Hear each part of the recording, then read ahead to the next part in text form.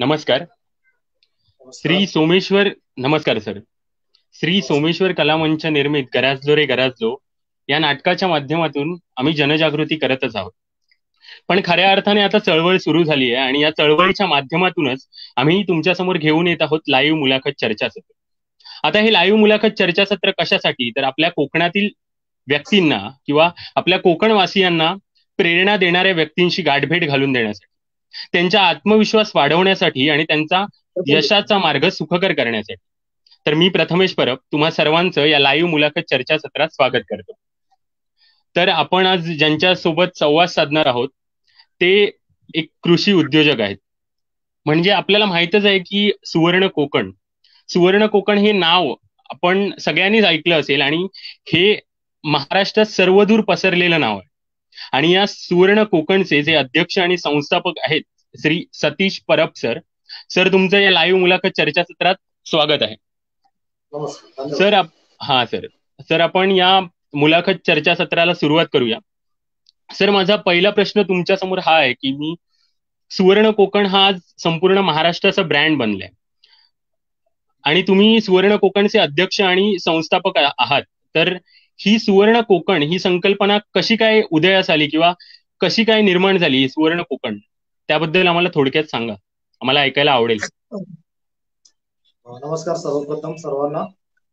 सगळ्यात प्रथम आभार सोमेश्वर कला मंच. तुमचा गराजलो गरज ही जी चळवळ आहे तिचे प्रणेते सहदेव धरणे असतील, राम साळुंखे, तुम्ही स्वतः आणि संपूर्ण तुमच्या टीमचे खरं म्हटलं तर मनापासून आभार. ऍक्च्युली सुवर्ण कोकण ही काय असं वेगळं काय तर नाहीये. मला ज्या गोष्टींचे प्रश्न पडले होते त्या प्रश्नातून निर्माण झालेली चळवळ आहे. म्हणजे जेव्हा मी एक 20-25 वर्षापूर्वी गावी जायचो तेव्हा गावाचं निसर्ग सौंदर्य, गावाबद्दल गाथा सगळीकडे वाचायचो, सगळीकडे ऐकायचो. पण गावात गेल्यावरती तेवढ्या प्रचंड निसर्ग संपदेचे जे धनी आपण बोलतो, मालक, त्यांची केवलवाणी अवस्था बघून ना कुठेतरी मन चडपडत होत.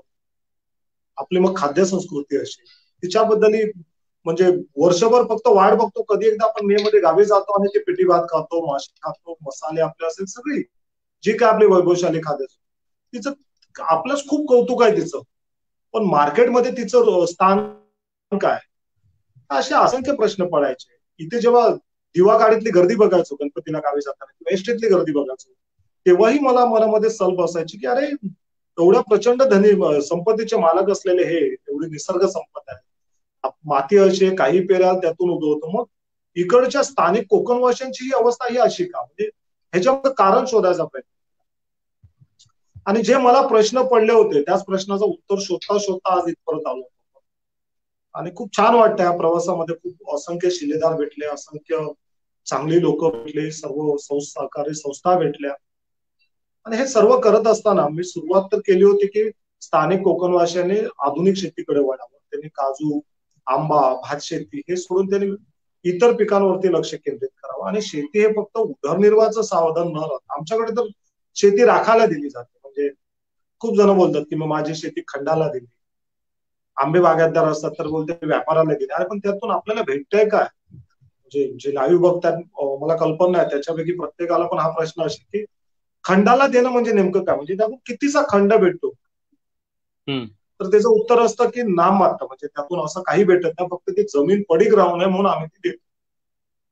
शेतीची अशी दरव्यवस्था मला पुऱ्या महाराष्ट्रात नव्हे देशात कुठेच पाहायला भेटते की ती पडीक राहू नये म्हणून काय ते 1 मन 2 मन 4 मन जे काय तांदूळ असेल त्याच्यावरती आम्ही शेती आपली माती आपण दुसऱ्याला कसायला देतो. एवढं विदारक चित्र कुठेच पाहायला नाही भेटत. आंब्याचंही तसंच. म्हणजे कालही म्हणजे चळवळ सुरू करून आता 10 वर्ष होत आली. कालही माझ्याकडे एक ग्रहस्थ आले होते, कोकणातलेच होते, म्हणजे जे आता चालू आहे आमचं रिच अॅग्रो फार्म बरोबर त्याबद्दल माहिती घ्यायला. तर त्यांना मी विचारलं की तुमची जमीन किती आहे. तर त्यांची राजापूरला 8 एकर जमीन आहे. काय तर नाही काजू आहेत आणि आंबे आहेत. मग काय करता, कितीचं उत्पन्न, बोलतो काय माहिती नाही उत्पन्न. बोललो का रे बाबा, बोलतो ना लावून 8-9 वर्ष झाली, आम्ही एका व्यापाऱ्याला घेतली आणि तो व्यापारी आम्हाला वर्षाला 1,00,000-1.5 लाख रुपये देतो. बोलो 1,00,000-1.5 लाख रुपये 8 एकरचे म्हणजे मंथली किती झाले, वर्षाचे किती झाले एका एकरचे, तर साधारण 20,000 रुपये. आम्ही त्यात काजूची रोपं लावली, आम्ही त्यात आंब्याची रोपं लावली, तिला फळं यायला लागली. फक्त तिचा सांभाळ करता येत नाही, ते विकता येत नाही. सगळ्यात महत्वाचं ते विकता येत नाही आणि ती झंझट नको. मला रेडीमेड 20,000 का होईना भेटतात ना, खूप झाले, तेही वर्षाचे, महिन्याचे नाही. आणि मग असं जर शेतीकडे बघण्याचा आमचा जर दृष्टिकोन असेल ना, तर परमेश्वरही वाचू शकतात. ही खूप मोठी शोकांतिका आहे. पण आता चित्र खूप बदललंय म्हणजे तुम्हाला सांगतो, आता मी रिच अॅग्रो फार्मच्या माध्यमातून आधुनिक शेतीचे प्लान डेव्हलप करून देतो.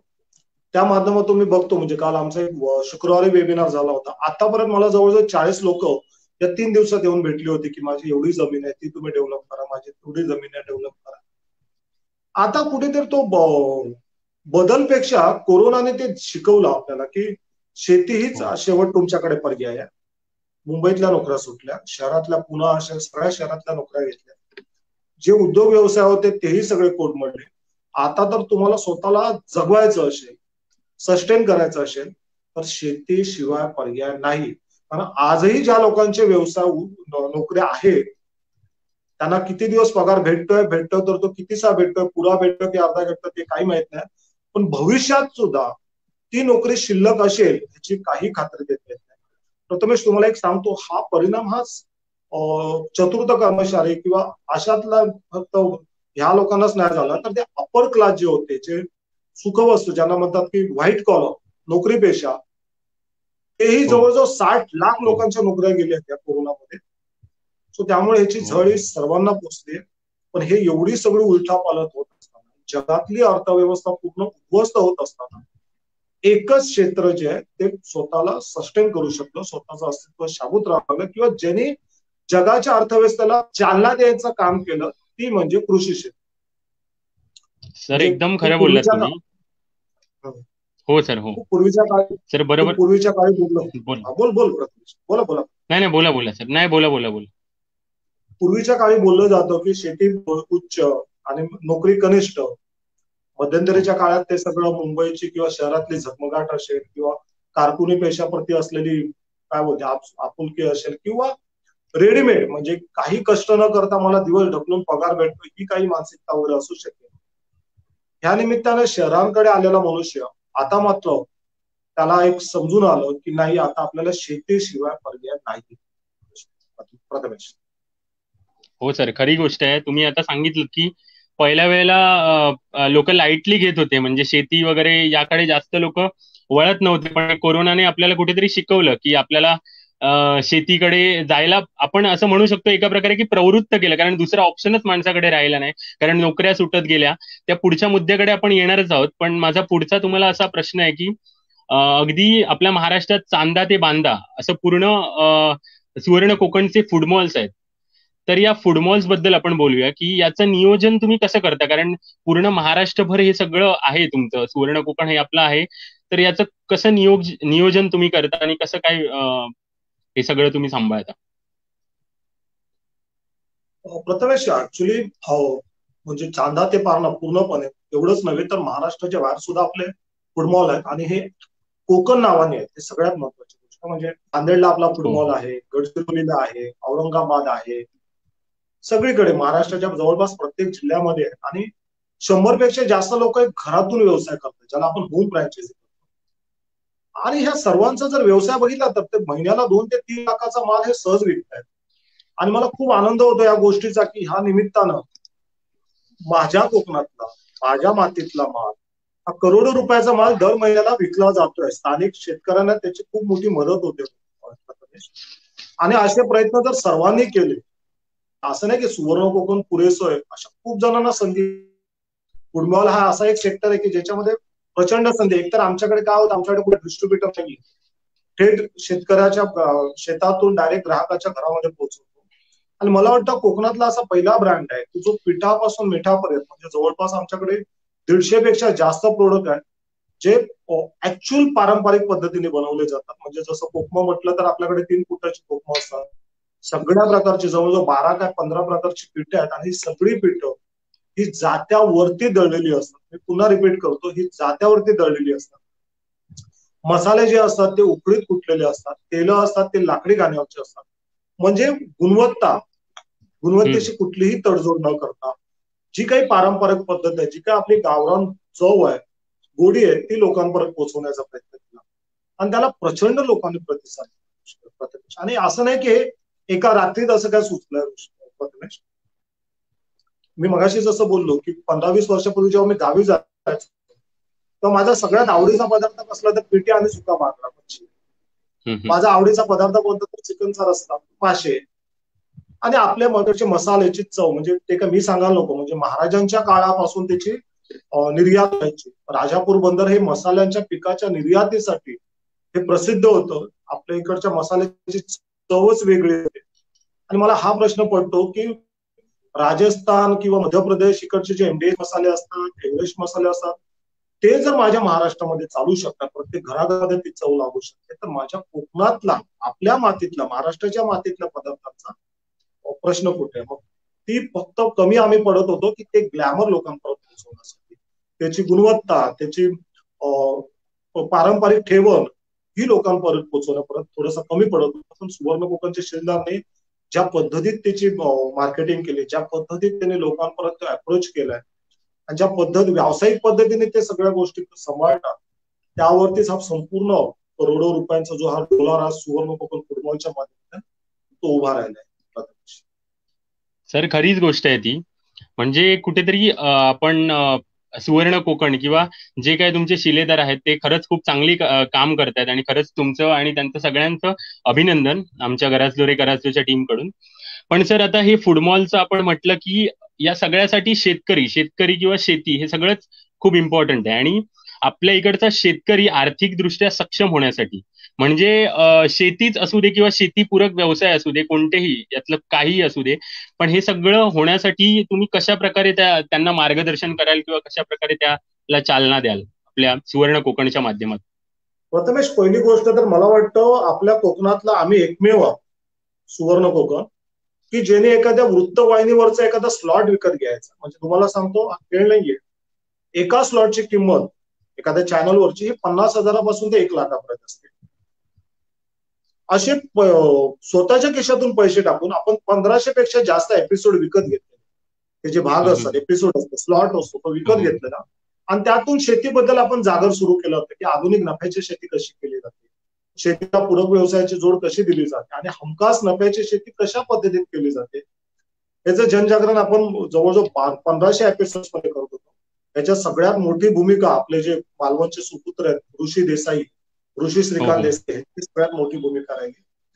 आणि नुसतं चॅनलच्या माध्यमातून जनजागरण करत एवढ्यावर न थांबता प्रत्येक तालुक्यामध्ये, म्हणजे महाराष्ट्रातले जेवढे तालुके आहेत त्या प्रत्येक तालुक्यामध्ये आम्ही गेलो, तिथे मोफत कार्यशाळा घेतल्या. हजारो लोकांचा गर्दीचा जमाव तिथे आदल्या दिवसापासून यायचा.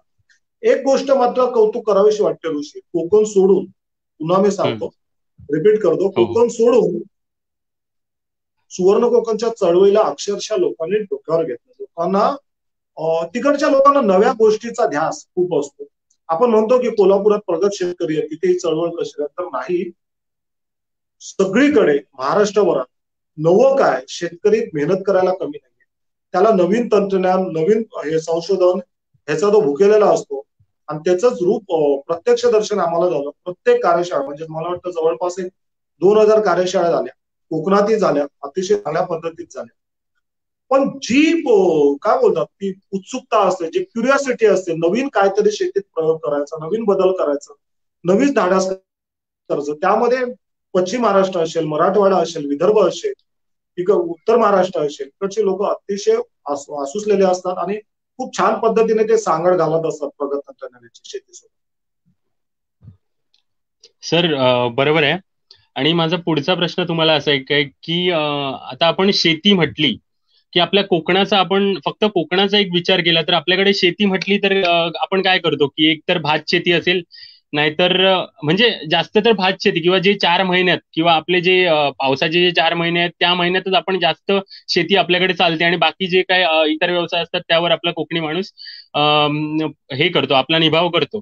पण ही भात शेती सोडून किंवा भात शेती किंवा आंबा कलम असेल किंवा आंब्याची झाडं असतील, बागा असतील किंवा काजू, हे सगळं सोडून बाकी पण खूप काय काय, जसं काय बांबू असेल किंवा अजून चंदन असेल, यावरही तुम्ही चांगल्या प्रकारे मार्गदर्शन देतात, तर त्याबद्दल तुम्ही काय सांगा? पहिली गोष्ट काय माहितीये प्रथमेश, आपल्या परिस्थितीची आपल्याला जाणीव असायला हवी की मी जे जगतोय ते समाधानाने जगतोय का, मी माझ्या बायको मुलांना, माझ्या आई वडिलांना त्यांचा जो हक्क आहे ते त्यांना त्यांना ते हक्क त्यांना देतोय का, त्यांना त्या गोष्टी त्यांना मी पुरवतो का, तर उत्तर येतं नाही येत. आणि शक्य पण नाही ना की 3-4 महिन्याची भातशेती करून आपण या सगळ्या गोष्टी त्यांना पुरवणं. आणि मग आपण देवाला दोष द्यायला लागलो, आपण कर्माला दोष द्यायला लागलो की नाही यार, हा ह्याचा पोरगा बरा, तो गावी मुंबईला जाऊन चिकटला कुठतरी म्हणून त्याचं सगळं चांगलं चाललं. अरे पण 4 महिन्याची शेती करून आपण वर्षभराचं सुखासमाधानाचं स्वप्न किंवा इच्छा आपण धरू शकत नाही. कोणी रोखलं आपल्या 12 महिने शेती करायला? आपल्याकडची जमीन अशी आहे ना, पाणी छान आहे, कुठलंही पीक बियाणं रोपवा, तुम्हाला त्याच्यातून चांगलं फळच सोनच भेटेल. सगळ्या प्रकार आपल्याकडे होतात, काही नाही होत आपल्याकडे. म्हणजे तुम्हाला सांगतो, आपल्याकडे डाळिंबी होतं, आपल्याकडे चिकूही होतं, आपल्याकडे सगळ्या गोष्टी होतात. आणि हे मी नाही बोलतोय, तुम्ही कुठल्याही विद्यापीठाच्या कुठल्याही केंद्राला भेट द्या, तुम्ही वेंगुर्ल्याला भेट द्या, तुम्ही मुळद्याला भेट द्या, तुम्ही दापोलीला भेट द्या, तुम्ही कर्जतला भेट द्या, तुम्ही रत्नागिरी, कुठल्याही विद्यापीठात बघा, जवळजवळ 100च्या वरती उत्पादनं ते लोक घेऊन प्रात्यक्षिक त्यांनी दाखवलेलं असतं, बघा हे चांगल्या प्रकारे आपल्याकडे येत आहे. मग आम्ही का घेत? आज आता कुठेतरी कोकणामध्ये आपल्याला शेळी पालन, कुक्कुट पालनाचे फार्म दिसतात, त्याच्या अगोदर का नव्हतं? याचं एकमेव कारण की असेल हरी तर देल खाटल्यावर ही जी मनोवृत्ती असते, किंवा धाडस करायला थोडेसे कुठेतरी आम्ही घाबरतो प्रथमेश, की चाकोरी आपल्याला आपल्या मर्यादा तोडणं खूप गरजेचं आहे. आज आपल्यापेक्षा छोट्या आकाराचा केरला, तिकडचं ही संपूर्ण अर्थव्यवस्था ही पर्यटनावरती आहे. सारखंच तिकडे मला वाटतं हे वातावरण आहे, हवामान आहे. तिकडे वर्षाचा जो त्यांचा टर्नओव्हर आहे, आर्थिक उलाढाल आहे ना, ती 40 ते 50 हजार करोडची. आपल्या कोकणाची किती? आणि एका दुकानचं काम नाही, हे प्रत्येकाने पेटून उठलं पाहिजे की मला देवाने सगळं भरभरून दिलंय, छान माती आहे, सगळी माझ्या कुटुंबात साथ देणारी माझी माणसं आहेत, तर मी कमी कुठे पडतो? मी भातशेतीच्या सोबत काय करू शकतो? की भातशेतीमध्ये जर मला 4,000-5,000 एकरी भेटत असतील, तर मी अशा वेगळ्या रोपांचा का नाही आपण करू शकतो? बांबू लागवड सारखा प्रकार तुम्हाला सांगतो, एकदाच लागवड करायची आहे, पुढची 40-50 वर्ष आपल्याला उत्पन्न घ्यायचं. ती गवत वळगी आहे, एकदा कापली का परत उगवणार, आणि कमी नाही उत्पन्न. तुम्हाला सांगतो, 1 एकर मध्ये आपण 5x5 किंवा 5x6 वर जर लागवड केली तर जवळजवळ आपले 400 ते 450 झाडं आपली बसतात. त्याचा कमीत कमीत जर आपण हे घेतलं, उत्पन्न पकडलं, तर चांगल्या वाढ झालेल्या झाडापासून आपल्याला म्हणजे 2 वर्षापासून किंवा 3 वर्षापासून सलग पुढची 40 वर्ष न चुकता विदाउट पे दर वर्षाला 1.5 लाख ते 2 लाखाच्या घरात आपल्याला हमखास उत्पन्न भेटतं. सगळ्यात महत्वाचं, ह्याला जास्त खत लागत नाही, ह्याला जास्त पाणी लागत नाही, ह्याच्यावर जास्त देखरेख करण्यासारखं नाही, कुठल्या किडीचा रोगाचा प्रादुर्भाव नाहीये. एवढं असून आपण आणि का कशाची वाट बघतोय? तीच गोष्ट तुमची पेरू लागवड असेल, तीच गोष्ट तुमची चंदन लागवडीतून आज तुम्ही लागवड केला तर 15 वर्षानंतर हमखास 2 ते 3 करोड रुपये कुठे गेले नाही. म्हणजे मी जे भोगलं ते भोगलं, पण ह्याच्या पुढे दळींदर माझ्या घरात असता कामा नये, पुढच्या माझ्या 4 पिढ्या तरी सुखासमाधान जगल्या पाहिजे असं वाटतं. तर मला वाटतं प्रत्येकाने आपल्या कुठची जमीन लागते, त्याला डोंगर मात्याची लागते, पडीकी चालेल, बांधावरी चालेल, तुम्ही कमीत कमी 50-100 झाडं लावा, जास्त नाही 1-1.5 करोड तरी भेटतील. पण कुठेतरी आपण आता खूप मोठा बदल होतो, लोक शिकतायत, लोक नव्या नव्या गोष्टीची सांगड करतायत, आणि आता प्रत्येकाला समजलं की मातीत जर आपण मन मिसळलं तर हिरे मोतीच भेटतील, बाकी असलं खत पण नको. सर एकदम खरी गोष्ट आहे, कारण आपल्या मातीमध्ये एवढं काही आहे. म्हणजे आपल्या कोकण एवढा आपला सगळ्या बाजूने एवढा समृद्ध आहे की कोकणातल्या मातीत काही आपण पेरलं तर त्यातून सोनच येणार आहे. फक्त ते आपल्या कोकणी माणसाला आता माहीत पडायला लागलंय. आता यानंतर मी तुम्हाला विचारतो की आता सध्या ही कोरोनाची जी परिस्थिती आहे आणि त्यामुळे जे चाकरमणी किंवा मुंबईत राहणारे बरेचसे गावी गेले आहेत आणि त्यांना कुठेतरी काही ना काहीतरी शेतीमध्ये करायचंय किंवा अजून काहीतरी वेगळा व्यवसाय, जसं काय कुक्कुटपालन असेल, शेळी पालन वगैरे, असे काही ना काहीतरी व्यवसाय त्यांना करायचे. कारण काय काय असे असा विचार करून गेले आहेत जाताना की बाबा माझं गावच बरं, असा प्रकारचा विचार करून गेले आहेत. आणि त्यामुळे त्यांना आता याच्या पुढे असं वाटतंय की इथे येऊ नये, किंवा आणि नोकरीच्या समस्या पण आहेत. तर सुवर्ण कोकण यांना कशा प्रकारे मार्गदर्शन करेल आणि या सगळ्यांना कशा प्रकारे साथ देईल हे आम्हाला ऐकायला आवडेल. पहिली गोष्ट कशी असते आहे प्रथमेश, की कोकणामध्ये संधी खूप आहेत. म्हणजे शेती विषयात तर खूप संधी. कोरोनामुळे जेव्हा गणपतीच्या अगोदर लागलं होतं की 7 तारखेच्या अगोदर गावी आला तर घेणार होते, असा जो प्रकार होता, जवळपास 1.5-2 लाख लोक माझ्या मते तरी तिथे गेली असतील. मग ही लोक 14 दिवस अगोदर क्वारंटाईन झाली. गणपतीचे 7 दिवस किंवा 10 दिवस, 24 दिवस झाले, यायला 5-7 दिवस. महिनाभर यांना सुट्टी भेटली का, तर उत्तर येत नाही. मग यांची नोकरी कदाचित गेली असेल, कदाचित सुटली असेल, आणि म्हणून हे गावी गेले आहेत. आता गावी स्ट्राईक करूया, गाड्या आपला गाव भरा वगैरे वगैरे गोष्टी झाल्या. पण अर्ध्या परत मुंबईला येतात, बोलतात गावी जास्त कोरोना झाला, आता आपण मुंबईला जाऊया. बरोबर. तुम्ही नक्की पळणार कुठे कुठे? आपण पळणार शेवटी कुठेतरी तुम्हाला थांबावं लागेल. सगळ्या गोष्टीचा धैर्याने तोंड द्यावं लागेल, सामोरं जावं लागेल. आणि मला वाटतं मुंबईमध्ये 15-20 हजार रुपयाच्या 30-40 हजाराची नोकरी करण्यापेक्षा प्रत्येकाने, भले जमीन नसेल तर गावी भाड्याने जमीन देऊन तिथे छोटे छोटे व्यवसाय करावे.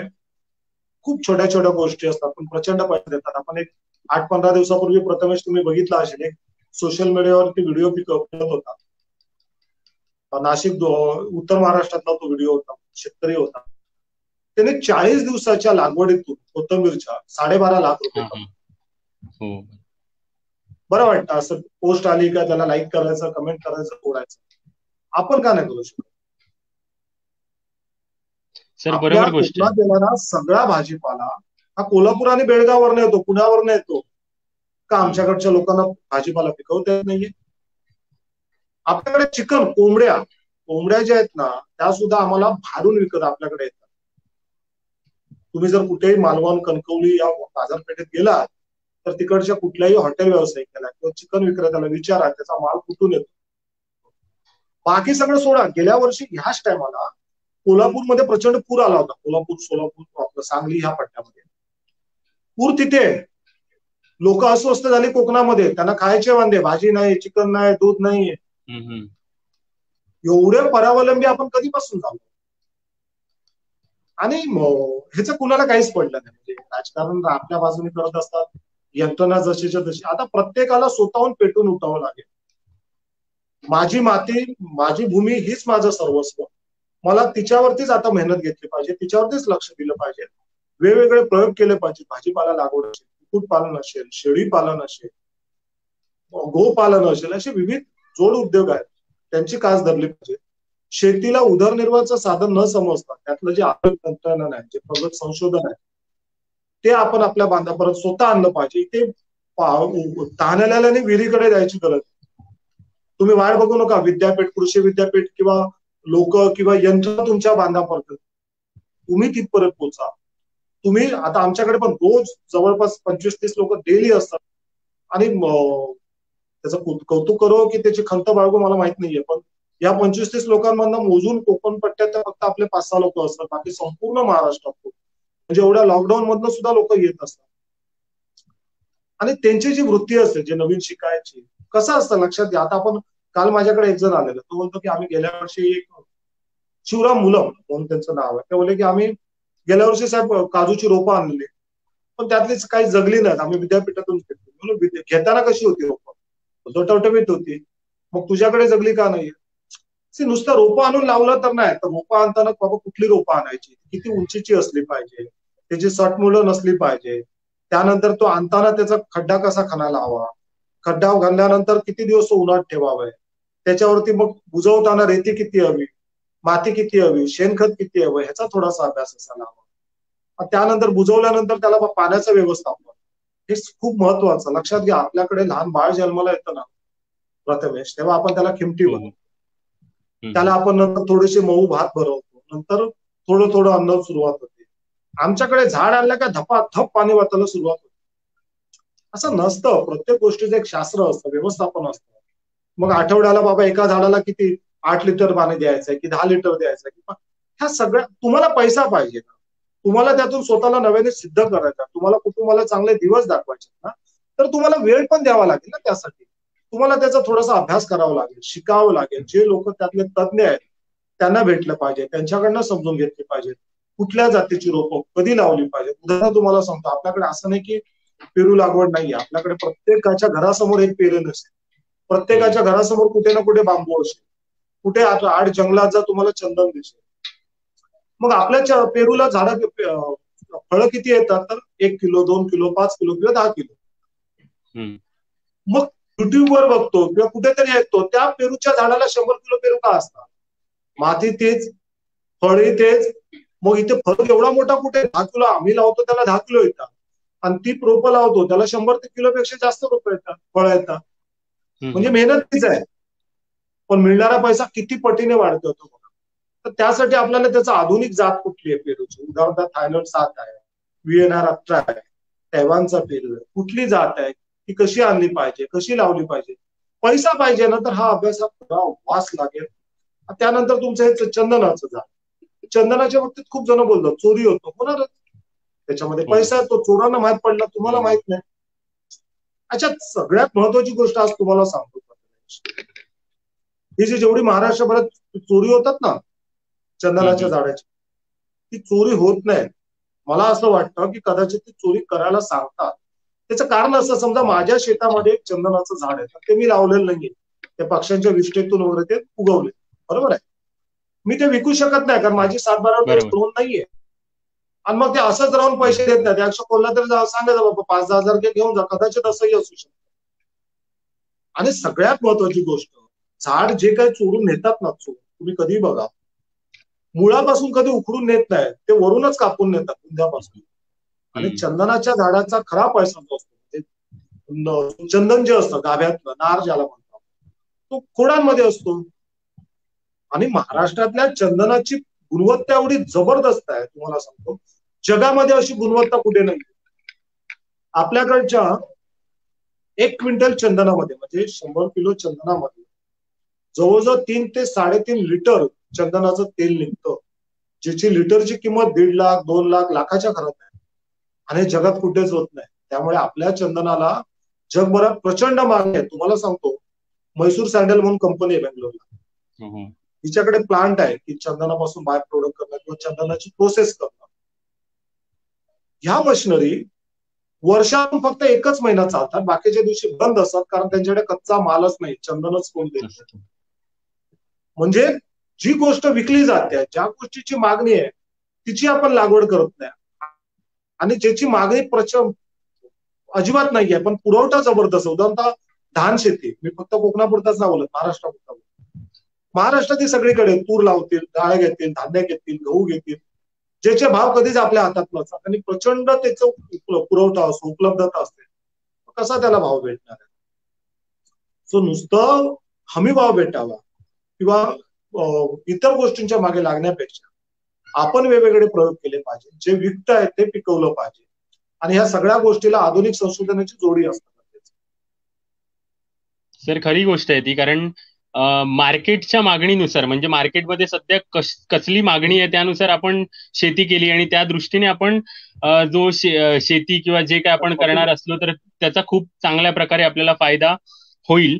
आणि सर माझा पुढचा तुम्हाला असा प्रश्न आहे की आता आपण असं म्हटलं की आता तुम्ही स्वतः कृषी उद्योजक आहात, आणि आपण उद्योजकता म्हटली म्हणजे या उद्योग कुठला तरी उद्योग करायचा म्हटला किंवा व्यवसाय करायचा म्हटला तर कुठेतरी रिस्क ही आली किंवा नफा तोटा हे आलं, आणि त्यासाठी भांडवलही लागतं. त्यामुळे कोकणातला कुठला तरी तरुण असेल एखादा, तर तो या उद्योगाकडे वळायला बघत नाही, कारण त्याला ती रिस्क वाटते, किंवा काहीतरी पुढे जाऊन जास्त मला जरा तोटा झाला तर काय करायचं, असं त्याच्या मनात कुठेतरी भावना निर्माण होते, आणि तो घाबरतो आणि भीती वाटते, आणि त्यामुळे याच्यात तो करायचं त्याच्या मनात असतं पण तरी पण तो करू शकत नाही.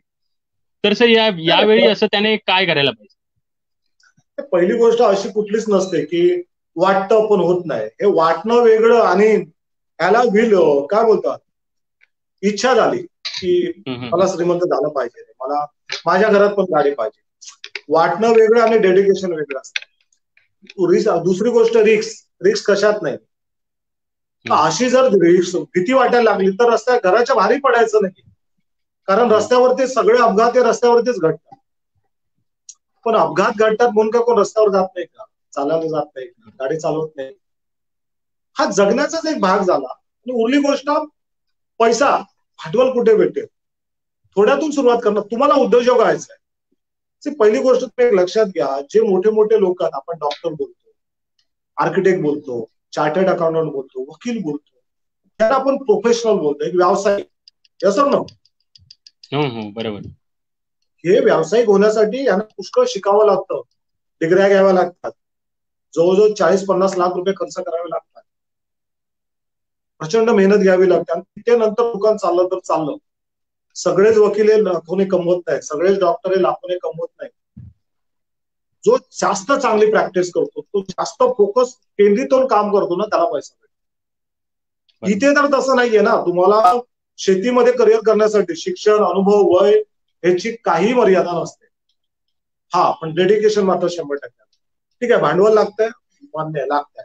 छोट्या ह्याच्यातून सवय करा, सुरुवात करा. 5 शेळ्या घ्या, 1 बोकड घ्या, कितीचं भांडवल लागेल? 50 गावरान कोंबड्यांपासून सुरुवात करा. बांबू शेती करतोय, 10 गुंठ्यापासून करा. इथे मला असं वाटतं की बेसिक मुद्दा हा नाहीये की भांडवल कुठे आहे. जर भांडवलाची अडचण असली असती तर कोकणातली मंदिरं एवढी सुंदर आणि सुबक नसती रे. आता फक्त कोरोनाचा कार्यकाळ सोडला ना 6 महिन्याचा, अदरवाईज आमच्याकडे कुठे ना कुठे मंदिराची जीर्णोद्धार अतिशय थाटामाटात चालू असतात. आमच्या मुलांची लग्नही थाटामाटात असतात. मग त्यावेळी आपण जमीन विकतो ना, त्यावेळी आपण मुंबईकरांकडनं कोणाकडनं तरी कर्ज घेतो ना. हा धंदा असा नाही होणार. माझ्याकडे भांडवल नाही म्हणून मी करू शकणार. तुम्हाला उभं करावं लागेल आणि तुमच्यातले गुण बघून, तुमच्यातले क्वालिटी बघून पैसा देणारेही लोक उभे राहतात. मला वाटत नाही जगातला असा कुठलाही मोठा श्रीमंत उद्योजक असेल, यशस्वी उद्योजक असेल, तो चांदीचा चमचा घेऊन जन्माला आलाय. हे सगळे उद्योजक बघा, धीरूभाई अंबानी पासून, टाटा पासून सगळे, या सगळ्यांची सुरुवात छोट्याच गोष्टीतून झाली आहे. कोण एका रात्रीत काही मोठे नाही झालेत ना. कसं असतं की छोट्यातून सुरुवात करा. आणि उभी गोष्ट, सरकारी योजना आहेत की, सरकारच्या असंख्य योजना, पण आम्हाला त्या योजनांचं काय पडलंच नाही. सर्वात महत्वाचं, कोकणापुरता बोलायचं बोललं तर, खूप चांगली लोक, मोठमोठी लोक लाईव्ह मध्ये आहेत, आपल्या सोबत जोडली आहेत. अनिल तावडे सर आहेत, विक्रांत आहेत, खूप जण आहेत. हेही कदाचित माझ्या मताशी सहमत असतील की कोकणातले जे काही तरुण आहेत, मी तरुणांबद्दल बोलतोय, की ज्यांना शेतीमध्ये काम करायचं आहे, ज्यांना कृषीमध्ये चांगलं काम करायचं आहे, तर हे जे कोकणातले तरुण आहेत, जे युवा मुलं आहेत किंवा महिला आहेत, यापैकी किती जण ऑन पेपर शेतकरी? उत्तर खूप कमी आहे प्रथमेश. आपल्याकडे पद्धत आहे की माणूस गेल्याशिवाय त्याच्या मुलाची नावं ह्याच्यावर जोडली जात सातबाऱ्यावर. त्यानंतर आपल्या सगळ्या जमिनी ह्या एका तुकड्यावरती 10-20 लोकांची नाव आहे. पण ह्या गोष्टीवरती सुद्धा मात करता येते. आणि मग हे असल्यामुळे सरकार दप्तरी तो मनुष्य शेतकरी नसतो. आता तुम्हाला सांगतो की कोरोनामुळे आत्मनिर्भर योजना असेल, शेतकऱ्यांसाठी किसान क्रेडिट योजना असेल, मी स्वतः जिल्ह्यामध्ये गेलो होतो गणपतीला. मी जवळजवळ 100 लोकांशी बोललो, मुलांशी. त्यापैकी मला मोजून 3 का 4 लोक भेटले की त्यांनी किसान क्रेडिट कार्ड घेतलं. त्या अंतर्गत त्यांना 1.5 लाख रुपये बिनव्याजी भेटले. आता ह्याच्यासाठी तर पैसा तर लागत नाही ना. या गोष्टीच माहिती घ्यायच्या ना बाबा. कृषी अधिकाऱ्याकडे जा, जिल्हा बँकेमध्ये जा, विचारपूस करा. त्याला पैसे नाही लागत. तुम्हाला सुरुवात करायची आहे ना, त्याला पैसा नाही लागत. त्याला आत्मवृत्ती आग भेटलेली असावी लागते की मला हे बस झालंय दळणदरात, हे संपवायचं, मला ह्यातून उभं राहायचंय. सो त्यामुळे पैसा हे फॅक्टर असू शकत नाही असं मला तर वाटतं शेतीच्या बाबतीत. सर, एक खरी गोष्ट आहे ती. आणि शेतीशीच रिलेटेड मी एक प्रश्न तुम्हाला विचारतो की आता कोकणातला शेतकरी हा शेती करतो म्हणजे कमी प्रमाणात, आपण बोललो की परावलंबी वगैरे आहे, ठीक आहे, पण तो कोकणातला शेतकरी शेती करतो, पण तो पार्ट टाइम करतो, 3-4 महिने करतो असं लोक म्हणतात, पण मला तसं नाही वाटत. हो. आता माझा हा असा प्रश्न आहे, माझा हा एकदम महत्वाचा मुद्दा आहे की शेतकरी शेती करतो किंवा आंबा जे काही फळ तो घेतो, त्याच्यानंतर ते मार्केट पर्यंत पोहोचायचं असतं आणि त्याला त्याच्यातून काहीतरी प्रॉफिट मिळणार असतो. पण यामध्ये एक मेन फॅक्टर ऍड होतो, तो म्हणजे दलाल. त्या दलालांमुळे त्याला कुठेतरी, म्हणजे जिथे त्याला 100 रुपये मिळणार असतील, तिथे त्याला 70 रुपये मिळतात आणि 30 रुपये दलालांच्या खिशात जातात. तर यासाठी आपल्याला काय करावं लागेल आणि हे चा सुळसुळाट जो झालाय तो मिटवण्यासाठी आपल्याला नक्की कुठल्या कुठल्या गोष्टींकडे लक्ष द्यायला पाहिजे? पहिली गोष्ट तर कोकणाच्या बाबतीत म्हटलं तर मला हे दलाल बाहेरचे कोण दिसतच नाही. हम्म. आपल्यातलेच काही मुलं असतात, आपल्यातलेच काही पुढाऱ्यांचे कार्यकर्ते असतात, तेच ही दलाली करताना मला दिसले. बाकीचे बाहेरचे खूप कमी दिसले. आणि हा जो तुमचा प्रश्न आहे की दलाली खात्यात वगैरे, हा 5 वर्षापूर्वी हा प्रश्न पडला असता, पण 5 वर्षापासून शेतकऱ्यांसाठी मुक्त बाजारपेठ तयार झाली, ते त्यांना कुठेही स्वतः विकू शकतात. पण आमच्याकडे अडचण काय होते की तेवढ्या प्रमाणात शेती नाही ना केली जात. आपल्याकडे कोपऱ्याची शेती असते, गुंठ्याची शेती असते, आणि तरी आपण ते विकू शकतो. पहिली गोष्ट तर दलाल हा प्रकारापेक्षा आमची जी वृत्ती आहे ती थोडीशी आम्हाला घातक ठरते की आम्ही त्याच गोष्टी पिकवतो. म्हणजे माझे वडील सुद्धा भात पिकवायचे, मी सुद्धा भातच पिकवेन. माझा आजा सुद्धा काजू लावत होता, माझ्या काका पंजाने सुद्धा आंबे मग मी त्या चाकोरीबद्ध पिकांच्या बाहेर जात नाही. मला चंदन लागवड लावायची तर आहे, पण माझ्या मनात प्रश्न खूप आहे. मला बांबू लागवड केलेली आवडली, मला तरी 4 पैसे भेटले, मी कुठेतरी वाचले, पण मी ते करणार नाही, कारण माझ्यात ते धाडस नाही. मला वाटतं ह्या सगळ्या गोष्टी, या सगळे बॅरिकेड जर तोडायचे असतील ना, तर एकच गोष्ट करावी लागते. थोडंसं का होईना आपल्याला आपलं चाकोरीबद्ध जे जगणं आहे ते सोडावं लागेल, थोडंसं धाडस करावं लागेल. भात शेती 3 महिन्याची असते. मे जूनला आपण सुरुवात करतो, दिवाळीला सगळे फ्री होतो. त्याच्यानंतर काय असतं? त्याच्यानंतर आपले लोक करतात तरी काय? करण्यासारखं खूप आहे आणि खूप लोक करतात सुद्धा. म्हणजे मी मसुरा वगैरे या साईडला बघितलं, मी देवगडला बघितलं, काही ठिकाणी बघितलं, खूप छान पद्धतीने लोक काम करतात, पण ती हाताच्या बोटावर मोजली. जोपर्यंत प्रत्येकाला वाटत नाही की मुंबईमध्ये नोकरी केली तर मला 12 महिने नोकरीला जावं लागेल ना. हॅलो, यस और नो? मग गावात सुद्धा जर मला करिअर करायचं असेल तर मला 12 महिने काम करावं लागेल. मला न चुकता, तुम्हाला सांगतो बाकी काही केलं नाही तरी चालेल. प्रत्येकाला जर श्रीमंत व्हायचं आहे, प्रत्येकाला जर पैसा पाहिजे ना, तर त्याने एक काम करा. जसं शहरांमध्ये मनुष्य नोकरीला येतो, दिवसाचे 8 तास काम करतो, तसं ते शेतीमध्ये 8 तास काम करावं. काय करावं, कसं करावं त्याचं त्याने ठरवावं. पण न चुकता, न विसरता रेग्युलर 8 तास काम करायचं. सकाळी 7 ते संध्याकाळी 3 किंवा 8 ते 4, जे काय असेल. तुम्ही एक दिवस सुट्टी घ्या आणि हे काम 12 महिने असलं पाहिजे. बघा प्रत्येकाची परिस्थिती आर्थिक बदलते की नाही. चॅलेंज आहे माझं, जर नाही बदलली आपण नुसणार. तुम्ही बांधावर जाऊन बघा, विचार करा. सकाळी 7 वाजता शिदोरी घेऊन जा, दुपारी 3-4 शिवाय बाहेर नाही पडायचं. बघा तुमचे विचार टाकणार की मला काय करायचं, कुठून काय उपलब्ध करायचं, कुठल्या बँकेतून मला पैसे भेटतील, कोण मला मदत करेल, कुठलं खत टाकायचं आहे, किती फुटावर लागवड करायची, सगळं समजेल. पण म्हणून बोललो ना की तो फोकस असायला हवा. आपण जे काय करणार आहोत ना ते केंद्रित होऊन करणं खूप गरजेचं आहे. सर बरोबर आहे की काहीही करायला गेलं तर मेहनत ही त्यात करणं आलंच. कारण असंच आपण फक्त शांत राहिलं आणि बाबा होईल असं केलं तर ते होत नाही. काही ना काहीतरी त्याच्यासाठी मेहनत केली पाहिजे. सर असं आपण तुम्ही बरोबर बोललात, नुसती मेहनत नाही तर त्या मेहनतीत सातत्य पण पाहिजे.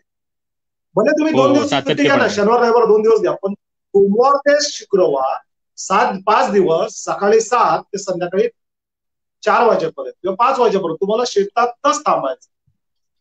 करून तर बघा ना वर्षभर, किती फरक पडतो. हो हो, खूप बरोबर फरक आहे पडतो. सर. हो हो हो सर.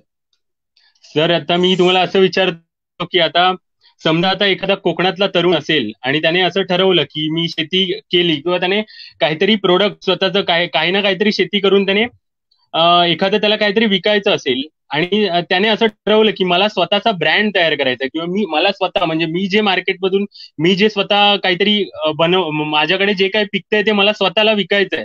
मला डायरेक्ट म्हणजे आता समजा तुम्ही सतीश परब आहात किंवा हे सुवर्ण कोकण आहे आणि सतीश परब आहात, तसं अजून सतीश परब तयार होण्यासाठी काय करावं लागेल आपल्याला? नाही, वेगळं काय तुम्हाला करावं माझा प्रश्न लागत समजला का? नाही. ब्रँड हा लोकांच्या हृदयात तयार होतो प्रथमेश, हा असा तयार होत नाही. आणि मग ते लोकांच्या हृदयात ब्रँड तुमचा तयार करण्यासाठी लोकांचे हृदय जिंकणं सुद्धा खूप गरजेचं आहे. आणि ते खूप सोपंही आहे आणि खूप अवघडही आहे. आणि याच्यासाठी सांगितलं ना की कुठल्याही एका गोष्टीवरती फोकस करा. शेतीतल्या कुठल्याही पिकावर फोकस करा आणि त्याच्यावर केंद्रित होऊन काम करा. 100% डिव्होशन द्या. परमेश्वरी तुम्हाला अडवू शकत नाही. दुसरी गोष्ट, आमच्याकडे खूप जण येतात आणि मी या कार्यक्रमाच्या माध्यमातून सांगतो, ज्यांना ज्यांना फुडमॉल करायचं आहे, ज्यांना शेतीमध्ये चांगलं काम करायचं आहे, आधुनिक नफ्याची शेती करायची आहे, गॅरंटेड नफा करायचा आहे, त्या प्रत्येकाने यावं, त्यांना लागेल ती मदत आपण सुवर्ण कोकणच्या माध्यमातून. सर बरोबर आहे. आणि तुम्ही आता फूड मॉल बद्दल बोललात. आपल्या कोकणात असे बरेचसे बचत गट वगैरे असतील किंवा महिला बचत गट वगैरे चालवत असतील आणि त्याच्यातून ते मसाले, पापड, पीठ वगैरे असं अजून काही काही अ, तयार करतात आणि त्यानंतर त्यांना कुठेतरी ते त्याचं मार्केट हवं असतं. तर आपल्या सुवर्ण कोकणच्या फूड मॉलच्या माध्यमातून त्यांना कसं काय तुम्ही मार्गदर्शन करू शकाल? नक्की. कसं आहे की कुठलंही, आता उदाहरण तर मी तुम्हाला विचारतो की आपण घरात आणतो तेव्हा, एखादी वस्तू आणतो तेव्हा किती छान चौक असली पाहिजे, चांगल्या पॅकिंग मध्ये असलेली हो पाहिजे, असंच तुम्हाला वाटतं ना. तुम्ही हो हो. कागदाच्या ह्याच्यात बांधलेले धने घेणार नाहीये. तुम्ही हम्म, हम्म. मेणबत्तीवर हे केलं, तुम्हाला प्रत्येकाला वाटतं की मला चांगलं असायला पाहिजे, मला चांगलं खायला पाहिजे, मी माझ्या कुटुंबासाठी भले दोन कमी आली गोष्ट पण ती चांगलीच आली, ब्रँडेड आहे. तो अशा पद्धतीत जर कोण माल आपल्याला गुणवत्तापूर्वक सातत्याने देत असेल ना, तर आपण नक्की घेऊ त्यांच्याकडनं. ओके. आणि बरोबर आहे सर. आता जर आम्ही Suvarna sir. Konkan rich agro farm जे हम्म, काढलंय, तर त्यात आम्ही जे सर्व हम्म, शेतकरी घेतले आहेत, त्या शेतकऱ्यांना आपण पूर्ण 100% हमी दिलेली आहे, तसा त्यांच्यावर करार केलाय की तुम्ही हे पिकवा, आम्ही विकत. सर मला हे रिच ॲग्रो फार्म जे आहे, जी संकल्पना कन्सेप्ट तुमची आहे, तर त्याबद्दल अजून जाणून घ्यायला आवडेल आणि आमच्या प्रेक्षकांनाही त्याबद्दल अजून जाणून घ्यायला आवडेल. सर रिच ॲग्रो फार्म बद्दल सांगा. रिच अॅग्रो फार्म म्हणजे काय, तर शाश्वत शेती, नियंत्रित शेती, नफ्याची शेती. ह्याच्यामध्ये काय केलं जातं, खड्डा मारण्यापासून ते पीक हातात घेऊन विकेपर्यंत सगळ्या गोष्टी शास्त्रोक्त पद्धतीने केल्या जातात. म्हणजे करायचं तर करायचं नाही, किंवा झालं तर झालं, बघूया त्याला फळं लागली तर लागली, पैसा असं नाहीये. तर एक पूर्ण प्री प्लॅनिंग, नियोजनपूर्वक सगळं सांगितलं जातं. आमच्याकडे रिच अॅग्रो फार्म मध्ये लोक येतात, येताना ते त्यांच्या सातबाऱ्याचे उतारे आणतात किंवा जी काय उपलब्ध क्षेत्रफळ असते त्याची माहिती देतात, काय करायचं असतं ते सांगतात. आणि मग त्यांना त्यांच्या सोयीनुसार आपण त्यांच्या जमिनीवर जातो, जमिनीचं निरीक्षण करतो, मातीचं परीक्षण करतो, तिकडे हवामान कसं आहे, मातीचे हे कसे आहे, गुणवत्ता कशी आहे, कुठली झाडं तिथे जगू शकतील, तिकडे जे काय जंगली श्वापद असतात, माकड असतील, वानर यांचे असतील, त्यांचा त्रास होतोय का, रस्ता कसा आहे, पाण्याची उपलब्धता काय आहे, ह्या सगळ्या गोष्टी बघून एक प्लॅन केला जातो, लेअर तयार केला जातो की कुठली झाडं लावायची. आणि हे करताना समोरच्याकडे आपण लिहून घेतो की तुम्हाला वर्षाला किती उत्पन्न ह्याच्यातून अपेक्षित आहे. तुम्हाला काय हम्म, वाटतं की हम्म. मला वर्षाला ₹1,00,000 हवेत, 2,00,000 हवेत, मी एक बोलता डिवाइड तुम्ही 10 हो हो. गुंठ्याला करा किंवा 10 एकरला करा. तर त्यांच्याकडनं आपण लिहून घेतो की तुम्हाला एकरी किती उत्पन्न हवं, एकरी ₹1,00,000 हवे, 1,50,000 हवे, 2,00,000 हवे, लॉंग टर्म मध्ये किती पैसा हवाय, शॉर्ट टर्म मध्ये, हे सगळं लिहून घेतो आणि त्याप्रमाणे आपण त्यांच्या जमिनीचा, तिकडच्या वातावरणाचा, सगळ्या गोष्टीचा अभ्यास करून आपण एक लेआउट तयार करतो की तिथे कुठली रोपं लावायची. हे झाल्यानंतर आपण त्यांना त्या ज्या ज्या गोष्टी पिकांची रोपं त्यांना हवी असतात, म्हणजे समजा पेरू लावायचा, तर आपण थायलंड 7 जातीचा पेरू आणून देतो, जो गुजरातमध्ये असतो, ज्याला जवळपास वर्षाला 100 ते 125 किलो पेरू लागतात. मग ती रोपं आणतो, ती रोपं आणून आपल्या वातावरणात ती एक वर्ष लागतो. रोपं आणताना सुद्धा सगळी काळजी घेतली जाते, ते किती इंचचं असायला हवं, कशा पद्धतीत बनवलं, सगळ्या गोष्टी. चंदन हवं असेल तर आपण बँगलोरवर मागवतो, मैसूर सँडल कंपनीतून. कारण आपलं उद्दिष्ट असतं की आज लावल्यावर 15 वर्षांनी त्याच्यात कमीत कमी 15-20 किलो चंदन निघाला पाहिजे. कमीत कमी एक झाड 1 लाखाचं असलं पाहिजे. तर एकरी 300 झाडं, 400 झाडं पकडली तर 4-5 करोड भेटतात. त्यांना आवळा पाहिजे असेल तर तो प्रतापगड किंवा युपीवरनं आणतो. कारण तुम्ही जर बघितलात तर इकडचे जे आवळे असतात ते 10 ग्राम, 15 ग्रामचे असतात. पण ही जी नवीन वाण आहेत, कृष्णा असेल, बनारस असेल, नरेंद्र सर 6 किंवा 7 नेटवर्कचा असेल, काहीतरी प्रॉब्लेम. तो असा सगळा प्रकार बघतो आणि ती रोपं त्यांना प्रेक्षक उपलब्ध. काहीतरी नेटवर्क प्रॉब्लेम आहे, त्यामुळे सर आता आपल्याला जॉईन होतील. हा नाही हा नाही सर नाही, सर बरोबर आहे, आता बरोबर आहे, सर बरोबर बोला आहे. Sir, continue.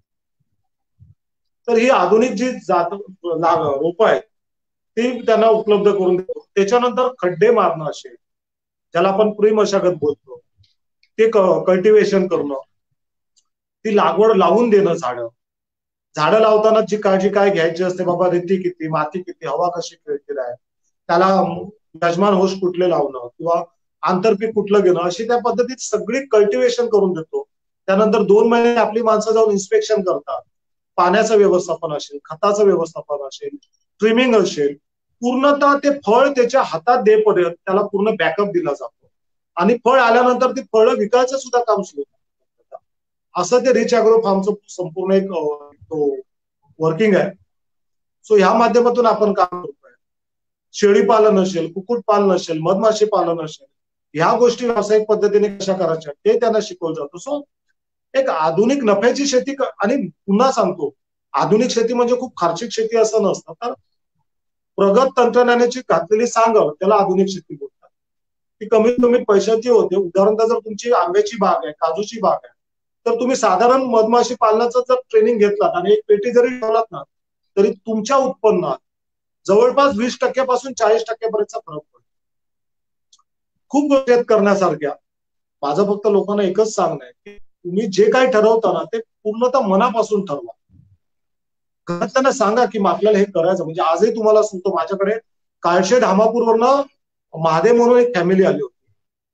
त्यांना रिच ॲग्रो फार्मच्या माध्यमातून तिथे चंदन आणि पेरूची शेती करायची, मिश्र शेती. तर ही 6 जण आली होती, मुलं आली होती, पुतण्या आला होता, भाव आला होता.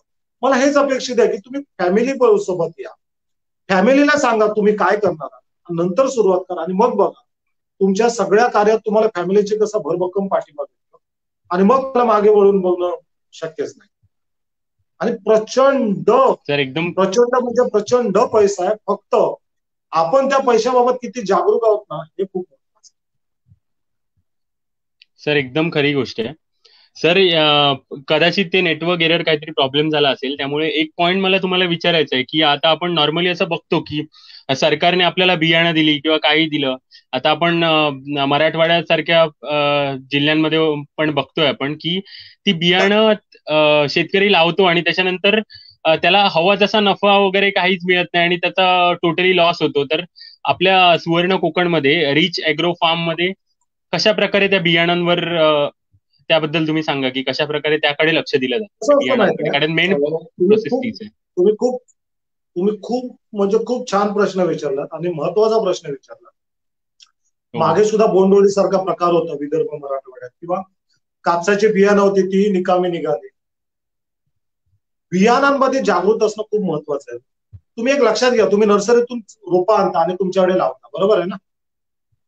शहरात असाल, गावात असाल, मग ती जगत का नाही? तिथे तर ती बरोबर जगली होती. तुम्ही तुळस साधी, म्हणजे बाकी पिकं सोडा, शहरांमध्ये आपण नर्सरीमधनं तुळस आणतो आणि ती तिथे लावतो, तर ती जगत नाही.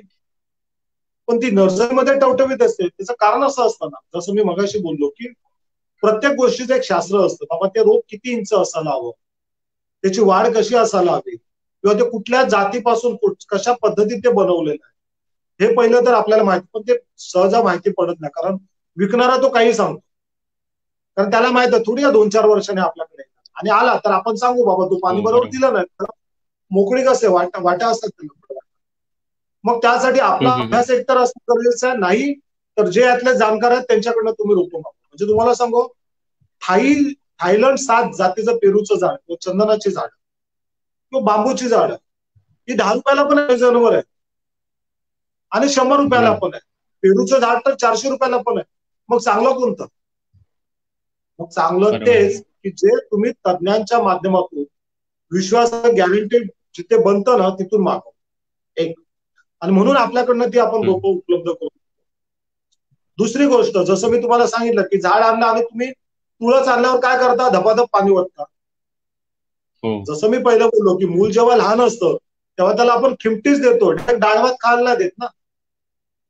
झाडही आपल्या मुलाप्रमाणेच असतात, त्यांना त्या पद्धतीनंच ते पाणी व्यवस्थापन असायला हवं, ते खत व्यवस्थापन असायला हवं, तशी देखरेख असायला हवी, तर त्याच्यामधून तुम्हाला एक्सपेक्टेड नफा भेटेल. सुवर्ण कोकण तेच कार्य करतं की त्याचं प्रॉपर खत व्यवस्थापन काय असायला पाहिजे, व्यवस्थापन काय असायला पाहिजे, ट्रिमिंग कशी केली पाहिजे. एवढंच नव्हे तर ती ऑथेंटिक रोपं कुठून उपलब्ध होतील. म्हणजे तुम्हाला सांगतो, एवढ्या कोरोना काळात सुद्धा आम्ही महाडला जवळजवळ एक प्लॉट केला, त्यात 1100 झाडं लावली. मिश्र पद्धतीतली शेती होती. चंदन होतं, बांबू होतं, पेरू होता, आवळा होता, शेवगा होता. हे करण्यामागचा उद्देश असा आला की तुमचा कॅश फ्लो जो आहे ना तो कंटिन्यू असायला, हा त्यामागचा. आता तिथे आम्ही काही 5 शेळ्या आणि 1 बोकड सुद्धा सोडलाय, 50 एक गावरान कोंबड्या सुद्धा सोडल्या. पैसा हा असाच भेटत नाहीये, तर त्यासाठी तुम्हाला जाणीवपूर्वक प्रयत्न करावे लागतात. सो कुठलंही रोप लावताना सुरुवातीला त्याचा अभ्यास करणं गरजेचं आहे.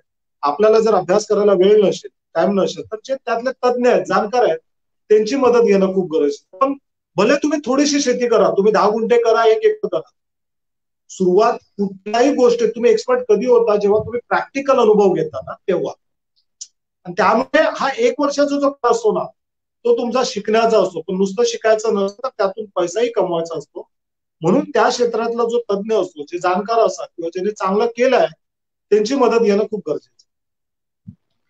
सर बरोबर आहे. आणि काही वर्षापूर्वी म्हणजे याच्या आधी काही वर्षापूर्वी तुम्ही शेळी पालनासाठी मार्गदर्शन वगैरे केलं होतं किंवा तुम्ही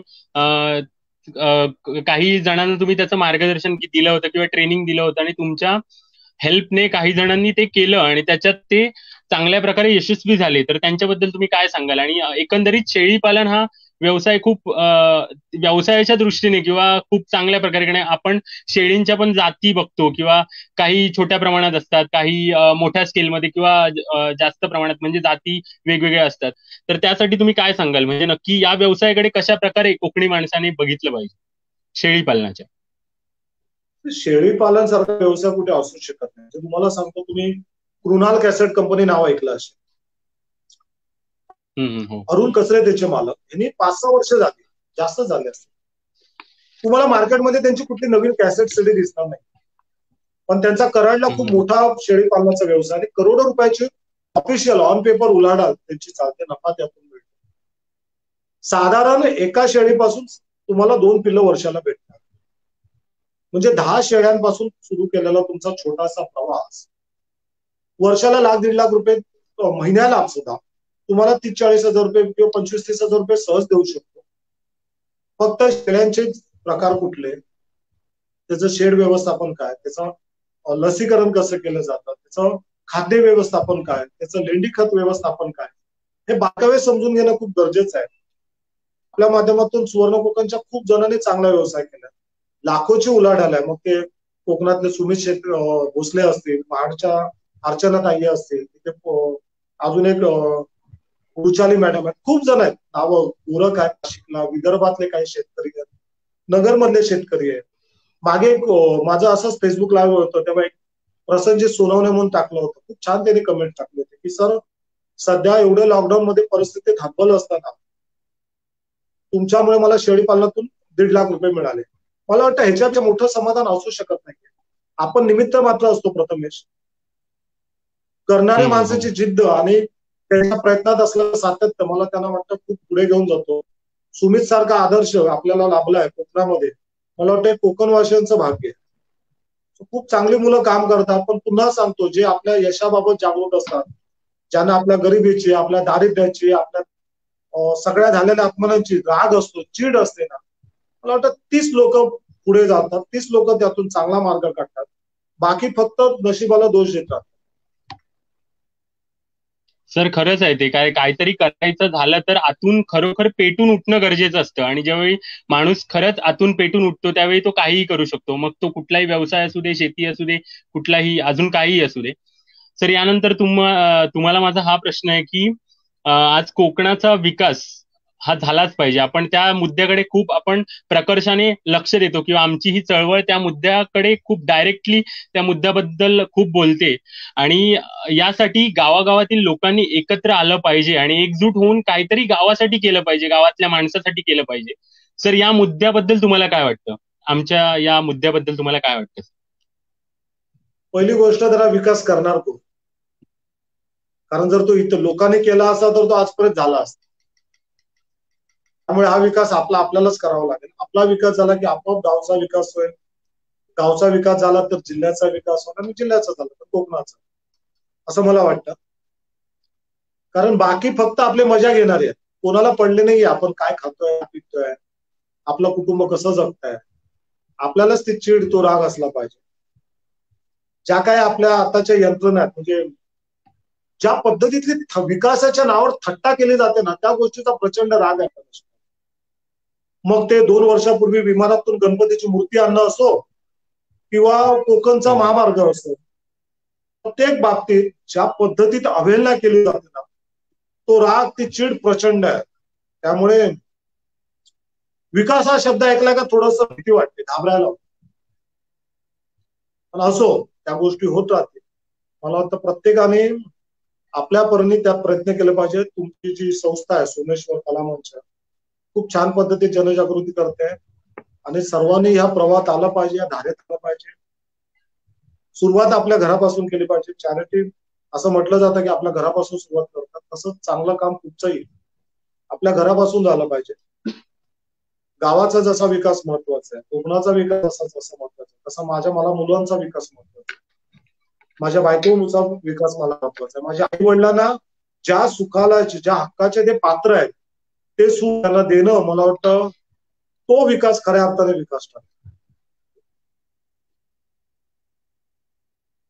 सर, आणि आता तुम्ही चळवळीबद्दल पण बोललात, आणि आमची ही चळवळ आहे सोमेश्वर कला मंच निर्मित गराजलो रे गराजलो, म्हणजे हे पहिलं आपण बघायला गेलं तर एक फक्त नाटक होतं, आणि या नाटकातून आम्हाला असं वाटलं कुठेतरी की खरोखरच कोकणी माणसासाठी किंवा मालवणी माणसासाठी काही ना काहीतरी आपल्याला आपल्या परीने जेवढं देता येईल किंवा आमच्या टीमच्या परीने जेवढं देता येईल तेवढं आपण सुरू केलं पाहिजे. अर्थातच ते सुरू झाल्यावर आता त्याची कुठेतरी चळवळ झाली आणि आमच्या वाटचालीला सुरुवात झाली आहे. तर सर, आमचे एकंदरीत 15 मुद्दे आहेत आणि या 15 मुद्द्यांना घेऊन आम्ही पुढे चालतोय. तर एकंदरीत आमच्या या चळवळीबद्दल तुम्हाला अजून काय सांगावं असं वाटतं, आणि या चळवळीला तुम्ही कशा प्रकारे सहकार्य देऊ शकता सर? नाही, चळवळ खूप छान आहे, पण अशा चळवळी सस्टेन राहणं, म्हणजे त्यात सातत्य असणं खूप गरजेचं आहे. आणि ते सातत्य जर तुम्हाला ठेवायचं असेल त्या चळवळीमध्ये, त्या सगळ्या प्रयत्नामध्ये, तर तुम्हाला त्याचं काही प्रमाणात का होईना पण व्यावसायिकरण करणं खूप गरजेचं आहे. पण माझ्या घरचे पैसे टाकून किंवा मी माझा वेळ देऊन किती वेळ ही चळवळ पुढे, तर महिना, 2 महिने, 6 वर्ष, 2 वर्ष, पण त्याला जर कायमस्वरूपी जर तुम्हाला ठेवायचं असेल तर तुम्हाला काहीतरी कमर्शियल अँगल, म्हणजे काहीतरी त्याला व्यावसायिक रूप, काहीतरी रिव्हेन्यू जनरेट होण्यासाठी काहीतरी प्रोसेस तुम्हाला ठेवावी लागेल, तर आपण हे सस्टेन करू शकतो. ही गोष्ट मला आपल्या महाराष्ट्रातल्या खूप मोठ्या एका राजकीय नेत्याने सांगितली होती जवळजवळ 5 वर्षापूर्वी. आणि मलाही आता 5 वर्ष 7 वर्ष जेव्हा ही चळवळीला झाली, तेव्हाही मला वाटलं जर मी ही गोष्ट जर फुकट ठेवली असती, सुवर्ण कोकणाची कार्यशाळा सगळ्याच फुकट ठेवल्या असतात, अभ्यास दौरे सगळेच फुकट ठेवले असतात, तर घेणाऱ्यालाही त्याचं तेवढं किंमत किंवा त्याचं हे वाटलं नसतं. आणि मी माझ्या पदरचे किती पैसे किती वर्ष टाकू शकलो असतो आणि किती वर्ष चळवळ जिवंत ठेवलं असतं, हाही प्रश्न आहे. भले नाममात्र दरात असून दे किंवा काहीतरी त्याला एक शुल्क, त्याची किंमत असणं मला वाटतं खूप गरजेचं आहे. सो बाकी तुम्ही जे काय करताय खूप छान करताय, खूप लोकांच्या हृदयाला जाऊन भिडणाऱ्या सगळ्या गोष्टी करतायत. सो माझ्या सुवर्ण कोकणच्या संपूर्ण कुटुंबाच्या तुम्हा सर्वांना खूप खूप खूप शुभेच्छा. सर, हो सर, माझा पुढे असंच मी तुम्हाला विचारू इच्छितो की आता तुम्ही बोललात की काही ना काहीतरी आपण करायला गेलो तर मोफत आपण कोणाला द्यायला गेलो तर ते तेवढं हे होत नाही, आणि काहीतरी थोडंफार हे करायला पाहिजे. तुम्ही सुवर्ण कोकणचं एक्झाम्पल दिला. पण सर, कसं आहे की सहदेव धरणे असतील किंवा आम्ही असू, कुठेतरी आम्ही आमची ही स्टार्टिंग काहीतरी झाली आणि आम्ही या चळवळीच्या माध्यमातून कुठेतरी मोफत का होईना किंवा आमच्या परीने आमच्या कामातून वेळ काढून काढून का होईना या चळवळीसाठी किंवा कोकणी माणसासाठी थोडा ना थोडका वेळ स्वतःच्या, म्हणजे माझ्या आयुष्यातला मी 1 तास जरी स्वतःला सोडून किंवा मी माझा स्वतःचा विचार न करता माझ्या कुठेतरी कोकणी बांधवांचा किंवा कोकणी माणसांना विचार केला तरी मला कुठेतरी आतून मला संतुष्टी होईल, हा त्याच्या मागचा एक विचार आहे. सर, तुम्ही जो मुद्दा मांडलात आम्ही खरंच त्याचा विचार करू. आणि सर, मला एक तुम्हाला विचार असं वाटतं की सुवर्ण, हो, आता आपण जे बोलतोय ना स्ट्रीम यार्ड वरती, मला वाटतं ह्याच्याही महिन्याला 8,500 रुपये द्यावे लागतात, ते फुकट नसतं. 8 ते 10,000 रुपये मला वाटतं स्ट्रीम यार्डला आपल्याला महिन्याला द्यावे लागतात. आपण प्रत्येक जण खिशातून, ठीक आहे नवीन असताना आपण हे करू, प्रत्येक जण करू, मलाही वाटतं केलं पाहिजे. पण अजून जर भव्य दिव्य करायचं असेल, कुठलीही गोष्ट जर आपल्याला मोठ्या स्वरूपात करायची असेल, मोठ्या प्रमाणात करायची असेल, त्याला पैसा अधिष्ठान हे असावंच लागतं ही गरजच आहे. मला वाटतं ह्या सोबत जसं तुम्ही बोलत की 1 तास आपण इथे पाहिजे, तसाच इतर वेळ प्रत्येकाने आपलं इन्कम, आपलं आर्थिक रेव्हेन्यू जनरेशन कसं जास्तीत जास्त होईल, मग तो कुठलाही व्यवसाय असेल, फक्त तो प्रामाणिक केला पाहिजे आणि लोकांचं समाधान करून गेला पाहिजे, असं मला वाटतं. हो सर, आपल्या एकदम यशाकडे बरोबर बघून बोललात. लोकांनी आणि आम्ही आपल्या यशाकडे बघून लोकांनी या व्यवसायात यावं, असं माझं नेहमी हट्ट असतो. ते सांगून मार्केटिंग करून हो नाही, तर सर, ते हो सर. आपलं यश बघून, आपलं यश इतरांना खुणावणारं असलं पाहिजे, इतरांना प्रेरणा देत असलं पाहिजे. हो सर, एकदम तुमचं बरोबर आहे. आणि मी नक्कीच या सगळ्याचा आम्ही विचार करू आणि या दृष्टीने आम्ही हे करू.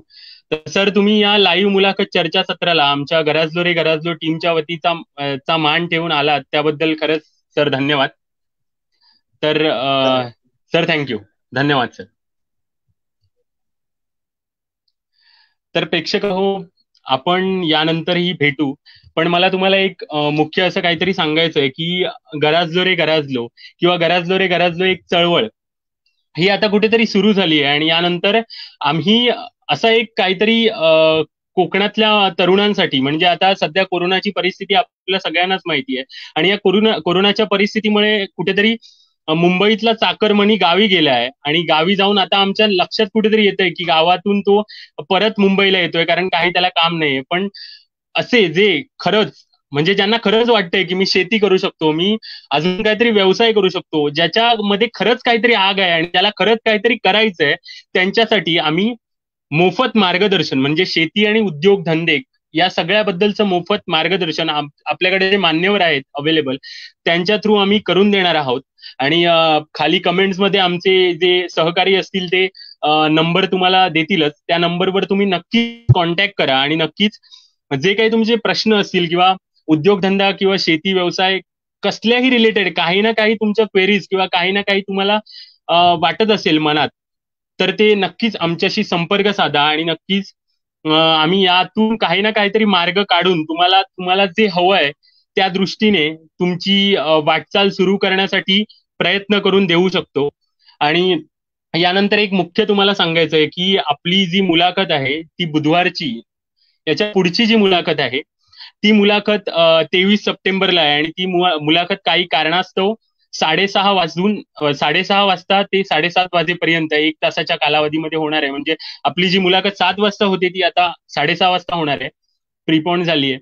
तर तुम्ही नक्कीच त्या मुलाखतीसाठी हजर व्हा. असेच जे अनेक अनेक असे प्रेरणा देणाऱ्या व्यक्ती असतील आपल्या कोकणातल्या, त्यांच्याशी आम्ही नक्कीच तुमची गाठ भेट घालून देऊ आणि त्यांच्याशी असाच सुसंवाद होईल. आणि तुमच्या ज्ञानात काही ना काहीतरी प्रकारे भर पडेल आणि खरंच त्यातून तुमची प्रगती निश्चितच होईल, असं म्हणतो. आणि आज मी रजा घेतो. तर तुम्ही सगळ्यांनी सुरक्षित राहा आणि स्वतःची काळजी घ्या. धन्यवाद.